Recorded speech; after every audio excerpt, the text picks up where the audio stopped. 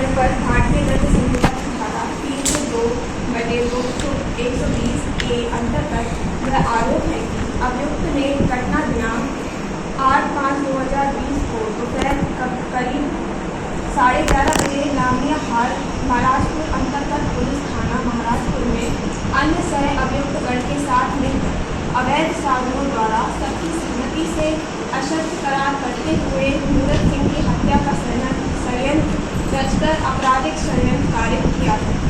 अभियुक्त गोपाल और सुरेश पर भारतीय दंड संहिता की धारा 294, 302/34 और 325/34 के अंतर्गत यह भी आरोप है कि अभियुक्त गण ने घटना दिनांक 8/5/2020 को दोपहर करीब 11:30 बजे लामिया हाल महाराजपुर अंतर्गत पुलिस थाना महाराजपुर लोक स्थान पर मूरत सिंह को अश्लील गालियाँ उच्चारित कर क्षोभ कार्य किया तथा अन्य सह अभियुक्त के गण के साथ मिलकर मूरत सिंह की मारपीट करने का समान आशय निर्मित कर उक्त समान आशय के अग्रसर में इस आशय और ज्ञान के साथ अभियुक्त राजेश कुशवाहा ने मूरत सिंह पर धारदार बरसे से मारपीट कर मृत्यु कारित करके हत्या का अपराध कारित किया, जिसमें अन्य अभियुक्तों ने भी सहयोग कारित किया तथा आहत दीप सिंह को मारपीट करने का समान आशय निर्मित कर उक्त समान आशय के अग्रसर में आहत दीप सिंह को लाठी डंडे आदि से मारपीट कर स्वेच्छा कारित। मानिए अभियोजन का मामला संक्षिप्त में इस प्रकार से है कि घटना का फरियादी वीर सिंह ग्राम भट्टीपुरा महाराज का रहने वाला है। वह खेती किसानी का कार्य करता है। दिनांक 8/5/2020 को वह अपने पिता मूरत सिंह के साथ अपने लामिया हाल वाले खेत पर था कि करीब 11:30 बजे गोपाल कुशवाहा निवासी भट्टीपुरा एवं महेंद्र चौरसिया उनकी खेत से घूमने के लिए मिट्टी खुदवा रहे थे, तो उसने व उसके पिता ने मूरत सिंह ने उसे मिट्टी खोदने से रोका। तब गोपाल कुशवाहा उन दोनों को गाली दिया और बोला कि नहीं रोको, अब वह अपने लड़कों को लिवा पड़ा था और वह चला गया। और फिर कुछ देर बाद वह तथा उसका लड़का राजेश सुरेश कुशवाहा आए। राजेश फरसा लिए था। राजेश ने मूरत सिंह को फरसा मारा जो सिर में सामने की तरफ लगा और खून बहने लगा। फिर सुरेश कुशवाहा ने उसे डंडे से मारा, अर्थात फरियादी को डंडे से मारा, जो एक डंडा उसके सिर में लगा और खून निकल आया और बाएं हाथ की घुटनी में लगा। उसे मूली चोटें आई थी। मौके पर मकरंद यादव ने बीच बचाव किया तो तीनों अभियुक्त बुरी बुरी गालियाँ देते हुए बोले कि आज तो बस पे, आइंदा बोले तो जान से खत्म कर देंगे। फिर वह व उसके पिता 100 नंबर की गाड़ी से महाराजपुर अस्पताल आए। वहाँ पर दोनों की मेडिकल हुई एवं डॉक्टर ने छतरपुर के लिए रेफर कर दिया, तो वह छतरपुर अस्पताल आ गए। घटना उसने अपनी मां आशा व चाची वंदना को भी बताई थी।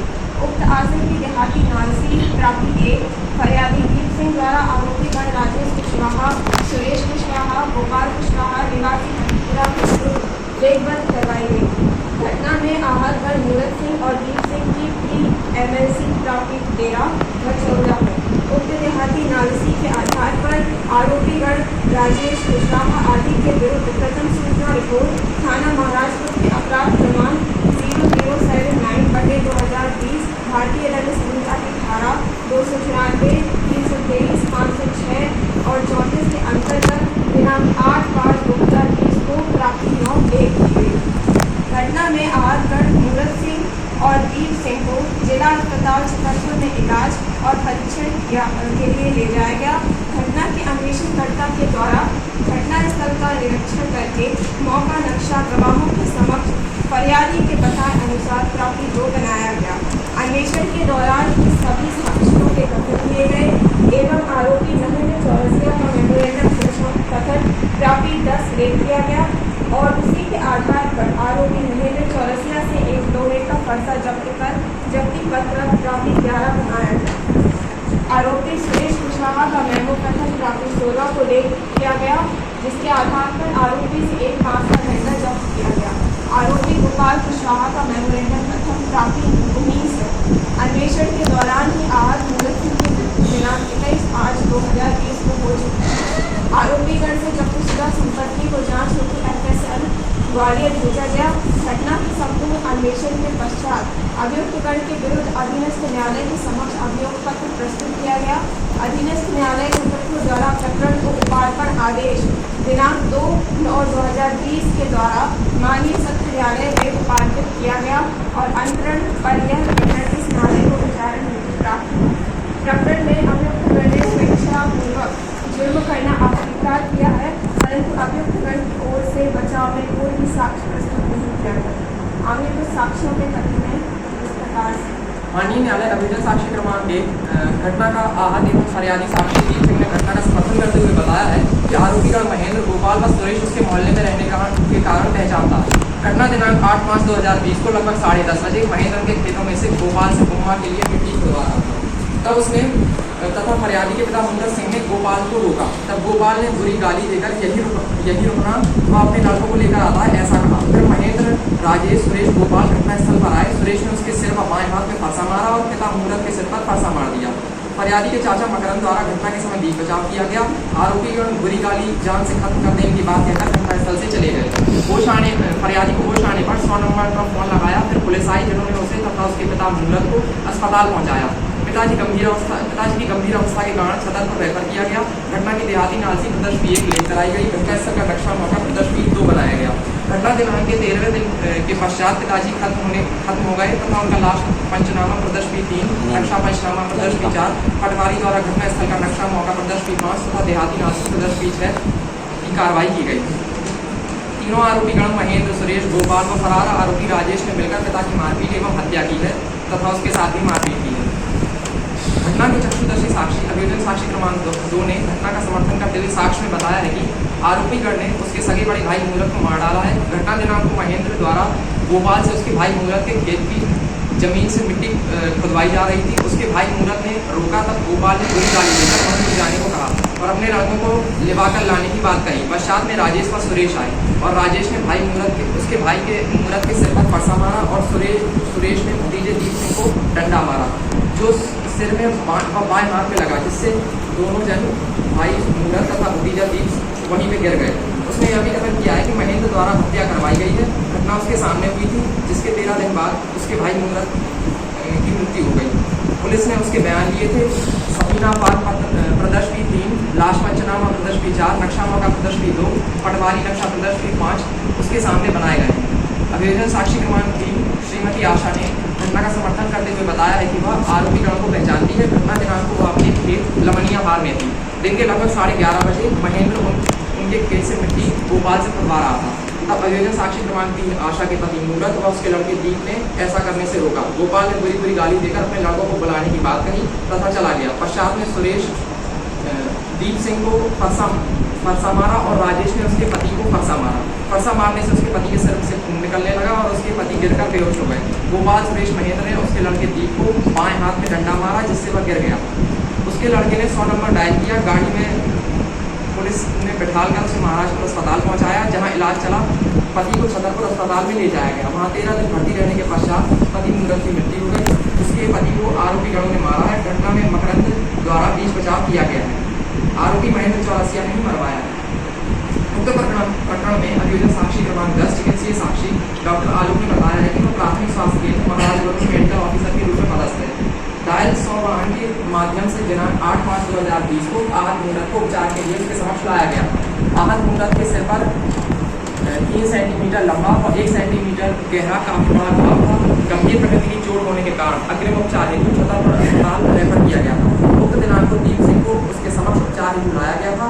दीप सिंह के सूजन व दर्द की प्री एमएलसी रिपोर्ट प्रदर्श भी 14। आहत दीप को लेफ्ट एल्बो की हड्डी टूटी पाई गई थी, जिसकी एक्सरे रिपोर्ट प्रदर्श भी 15 है। दोनों रिपोर्ट के ए से भाग अभियोजन साक्षी क्रमांक 10 आलोक के हस्ताक्षर। डॉक्टर द्वारा उक्त दोनों आहत गणों की चोटें सख्त एवं भौतिक वस्तु द्वारा आना अपने प्रतिपरीक्षण में बताई गई। माननीय न्यायालय घटना के अन्वेषणकर्ता अभियोजन साक्षी क्रमांक 5 बीडी राजपूत ने साक्ष्य में स्पष्ट रूप से बताया है कि अस्पताल जिला छतरपुर में फरियादी दीप सिंह के बताए अनुसार अपराध क्रमांक 00/2020 धारा 294, 323, 506, 34 भारतीय दंड संहिता की देहाती नालसी आरोपी राजेश, सुरेश व गोपाल निवासी मणिपुरा के विरुद्ध लेकर आई। देहाती नालसी प्रदर्श 1 उसके द्वारा लेख की गई थी। विवेचना के दौरान दिनांक 19 मार्च 2020 को घटना स्थल का नक्शा मौका प्रदर्शित दो फरियादी की निशानदेही पर अभियोजन साक्षी क्रमांक 6 वंदना के सामने बनाया था। उक्त दिनांक को फरियादी दीप साक्षी मकरंद मूलत श्रीमती आशा के कथन बताए अनुसार लेखबद्ध किए थे। आहत मूलत सिंह द्वारा कथित घटना दिनांक को 8 मार्च 2020 के संबंध में अपना कथन पुलिस अन्वेषणकर्ता पीडी राजपूत को दिया। दिनांक 21 मार्च 2020 को मूलत सिंह की मृत्यु के पश्चात लाश का पंचनामा प्रदर्श की 4 सफीना माप प्रदर्श की 3 स्वतंत्र साक्षी अभियोजन साक्षी 8 उत्तम तथा अभियोजन साक्षी 14 लाल सिंह दीवान के समक्ष बनाया गया।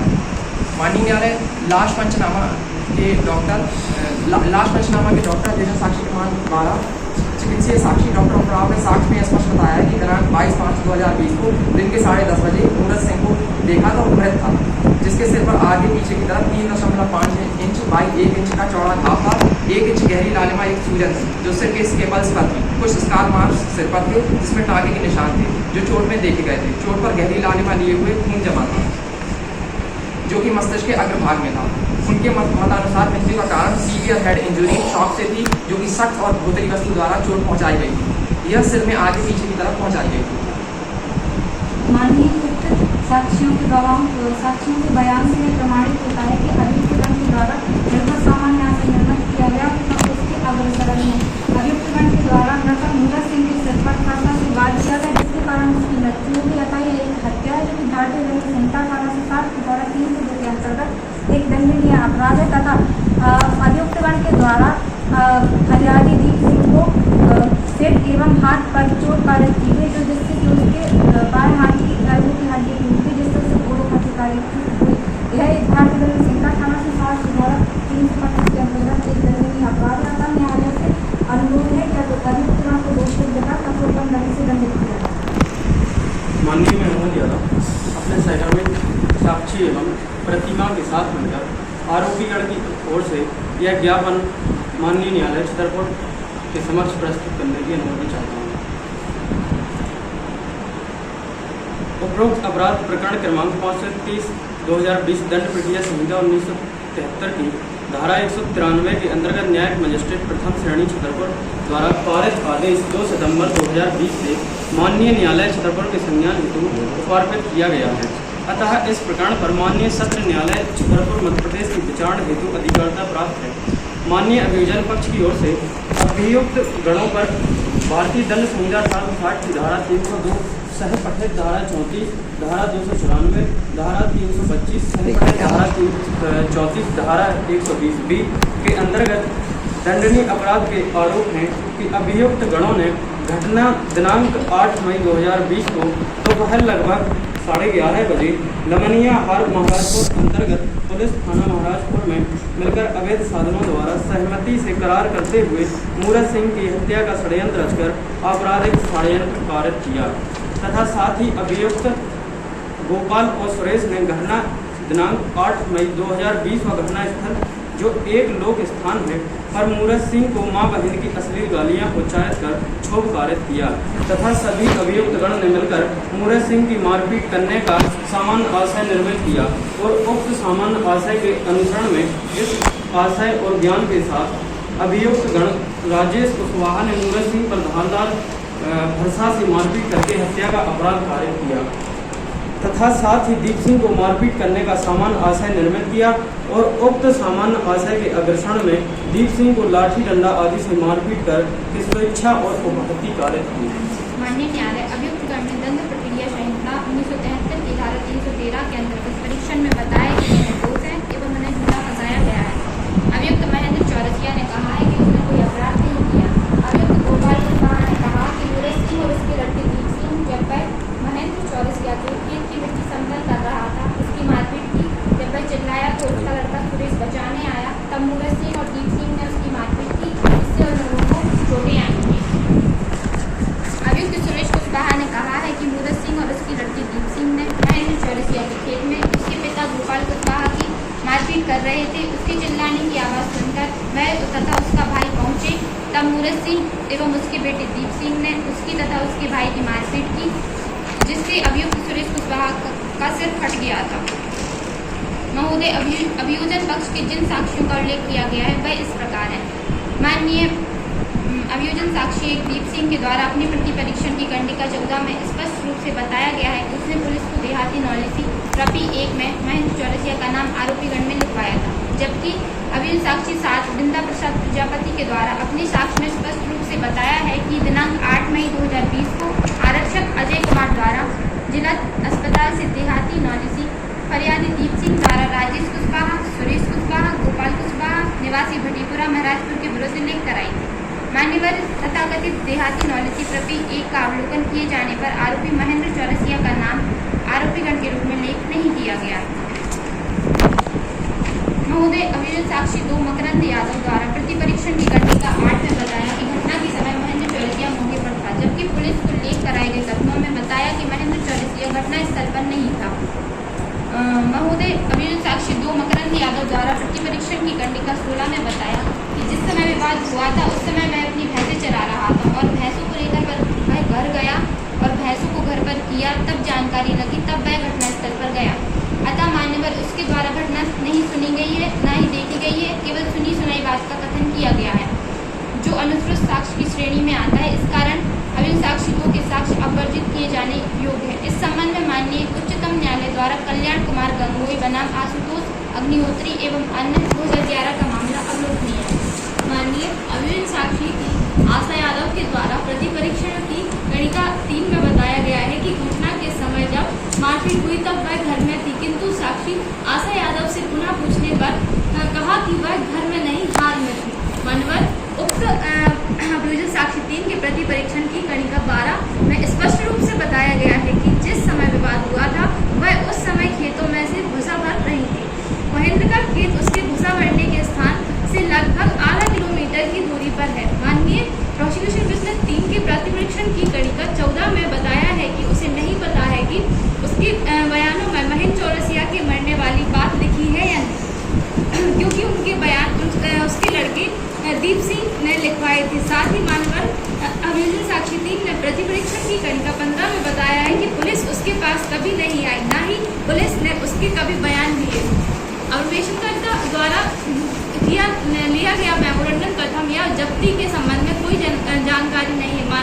माननीय अभियोजन साक्षी 9 राजू अर्चरिया, जो मेमोरेंडम एवं जब्ती के साक्षी हैं, ने अपने साक्ष्य में स्पष्ट रूप से बताया है कि उसके सामने आरोपी महेंद्र चौरसिया से कोई पूछताछ नहीं की गई और ना ही उसके सामने महेंद्र चौरसिया से कोई वस्तु जब्त की गई।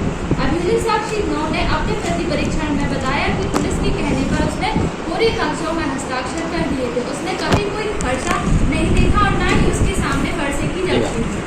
माननीय अभियोजन साक्षी 9 ने भी अन्वेषणकर्ता की साक्ष्य का समर्थन नहीं किया गया।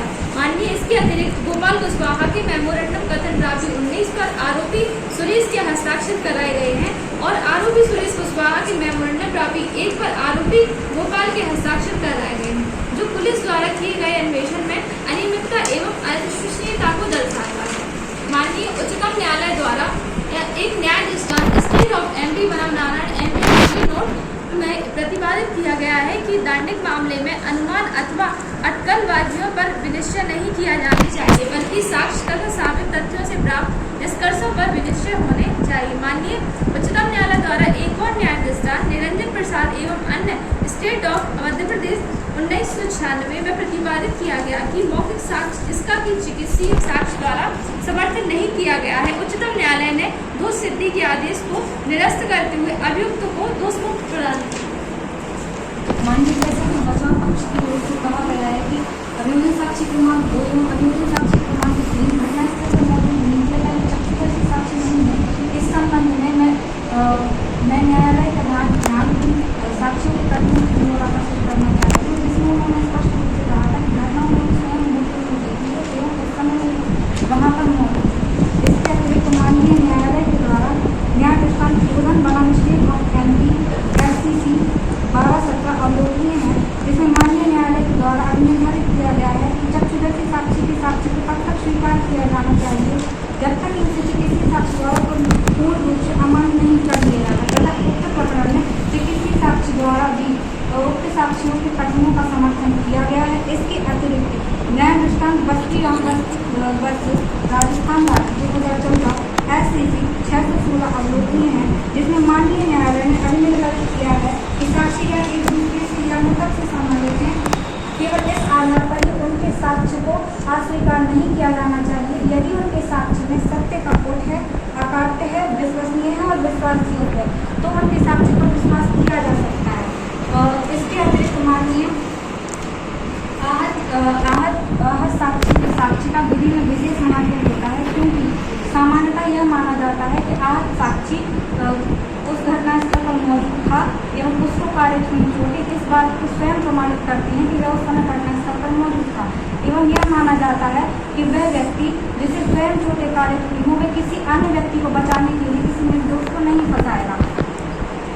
इसके अतिरिक्त मृतक मूरत सिंह के जब कथन लिए गए थे 19/5/2020 को तब उन्होंने स्पष्ट रूप से बताया था कि राजेश सिंह ने उसके सिर पर पर्चा मारा था। सिर्फ एक मामला स्थल होता है जहाँ पर चोटें कारित की जाए तो यदि चोटें गंभीर उस व्यक्ति की मौके पर ही मृत्यु हो सकती है। इस बात का ज्ञान अभियुक्तगण को भी था। इस बयान को देने के 2 दिन पश्चात उसकी मृत्यु हुई। अतः मूरत सिंह का यह कथन मृत्युकालिक कथन में आता है, जो कि भारतीय साक्ष्य अधिनियम 1872 की धारा 32 के अंतर्गत सुसंगत है। इस संबंध में कुछ न्याय दृष्टांत हैं जिसे मैं प्रस्तुत करने की इजाजत है। Bhagwan Das versus state of UP 2013 SCC 22। इसमें माननीय उच्चतम न्यायालय ने यह प्रतिपादित किया है कि मृत्युकालिक घोषणा अभियुक्त की दोषी का एकमात्र आधार गठित करती है। Krishna versus state of Haryana 2013 SCC 11/25। इस मामले में माननीय सर्वोच्च न्यायालय ने अभी निर्धारित किया है कि केवल मृत्युकालिक कथन के आधार पर ही अभियुक्त को दोषी किया जा सकता है। माननीय अभियोजन का मामला मृत्युकालिक कथन, चिकित्सीय साक्ष्य, हथियार की जब्ती, चक्षुदर्शी साक्षी जैसे महत्वपूर्ण साक्ष्यों से समर्थित है, जिससे अभियोजन पक्ष यह प्रमाणित करने में सफल रहा है कि अभियुक्तगण के द्वारा ही आहत मूरत सिंह की मृत्यु कारित की गई है तथा दीप सिंह को गोरोपति कारित की गई है, जो कि भारतीय दंड संहिता 1860 की धारा 302 एवं 325 के अंतर्गत दंडनीय अपराध। अतः न्यायालय से अनुरोध है कि अभियुक्तगण को उक्त अपराधों के लिए दोष सिद्ध करके कठोरतम दंड से दंडित किया जाए। माननीय न्यायालय अभियुक्त साक्षी 5 अन्वेषणकर्ता बीडी राजपूत ने अपने पिछले परीक्षण की खंडिका 13 में स्पष्ट रूप से बताया है कि आरोपी महेंद्र चौरसिया का नाम आरोपी के रूप में लेखबद्ध नहीं कराया था, न ही उसका नाम देहाती नौलिसी प्रति 1 में लेख है। माननीय अभियुक्त साक्षी 5 ने अपनी पिछले परीक्षण की खंडिका 17 में बताया है कि कथित घटना दिनांक 8 मई 2020 से 19 मई 2020 तक किसी साक्षी द्वारा आरोपी महेंद्र चौरसिया के द्वारा घटना कारित किया जाना नहीं बताया गया था। माननीय अभियुक्त साक्षी 11 अजय कुमार, जो आरोपी सुरेश और आरोपी गोपाल के मेमोरेंडम एवं जब्ती के साक्षी हैं, ने अपने साक्ष्य में बताया है कि आरोपी गोपाल एवं सुरेश ने बड़े तालाब की धर्मशाला भटीपुरा मोहल्ला में अपराध के विषय में पूछताछ की थी तथा धर्मशाला से ही कथित डंडा जब्त किया था। अतः माननीय अभियुक्त साक्षी की आशा यादव के द्वारा घटना नहीं देखी गई है, वह भी दीप सिंह द्वारा बताई हुई बात को दोहरा रही है। अभियुक्त साक्षी द्वारा दिया गया मौखिक साक्ष्य माननीय अनुश्रुत साक्ष्य जो अब वर्जित किए जाने योग्य है। अभियुक्त साक्षी 4 राम सिंह यादव, जिसे अभियोजन पक्ष की ओर से आपराधिक षड्यंत्र का चक्षुदर्शी साक्ष्य होना बताया गया है, वह अपने ग्राम खर्रई में किराने की दुकान लिए हुए। अभियुक्त साक्षी 4 राम सिंह यादव ने बताया कि उसे मूरत सिंह के मरने के बारे में कोई जानकारी नहीं है। उसे घटना के 2 दिन बाद पता चला कि गोपाल व उसके लड़के राजेश सुरेश का मूरत सिंह से झगड़ा हो गया है। माननीय अभियुक्त साक्षी 4 राम सिंह यादव ने अपनी प्रति परीक्षण की खंडिका 10 में स्पष्ट रूप से बताया है कि वह महेंद्र चौरसिया को नहीं जानता है और न ही उसने कभी महेंद्र चौरसिया को देखा है। उक्त साक्षी अभियुक्त साक्षी 4 के द्वारा भी घटना के संबंध में माननीय न्यायालय ने सुनी सुनाई साक्ष्य दी है। अभियुक्त साक्षी 11 अजय ने अपनी प्रति परीक्षण की खंडिका में स्पष्ट रूप से बताया है कि आरोपी सुरेश का मेमोरेंडम और गिरफ्तारी बड़े तालाब की धर्मशाला भटीपुरा मोहल्ला में हुई थी, जबकि डंडे की जब्ती की कार्रवाई आरोपी के उपवास केस से की गई। दोनों ही कथन विरोधाभासी है, अतः उक्त साक्षी असत्य कथन कर रहा है और उक्त साक्षी द्वारा अन्वेषणकर्ता के साक्ष्य का समर्थन नहीं किया गया। माननीय अभियुक्त साक्षी 13 दिलीप से भरे, जो आरोपी के मेमोरेंडम कथन एवं जब्ती के साक्षी हैं, ने अपने साक्ष्य में बताया है कि आरोपीगण से उसके सामने किसी विषय में पूछताछ पुलिस द्वारा नहीं की गई, ताकि महेंद्र चौरसिया और गोपाल एवं सुरेश के मेमोरेंडम कथन पुलिस ने चेकिंग के दौरान पंचनामा बना था, यह कहकर पुलिस ने उसके साथ हस्ताक्षर कराए थे। उक्त अभियोजन साक्षी 13 ने पुलिस में भयभीत होकर हस्ताक्षर किए थे। माननीय अभियोजन साक्षी 13 भी अन्वेषणकर्ता के साक्ष्य का समर्थन नहीं करता, उसे पूर्व से बनाई हुई रिपोर्ट पर भय दिखाकर हस्ताक्षर कराए गए हैं। माननीय न्यायालय से बचाव पक्ष का आग्रह है कि अभियोजन पक्ष के द्वारा उक्त मामला युक्तियुक्त संदेह से परे साबित नहीं किया गया है। उक्त मामले में अन्वेषण मिली हुई अनियमितता एवं अनुश्रुत साक्ष्यों की साक्ष्य को अनदेखा नहीं किया जा सकता है।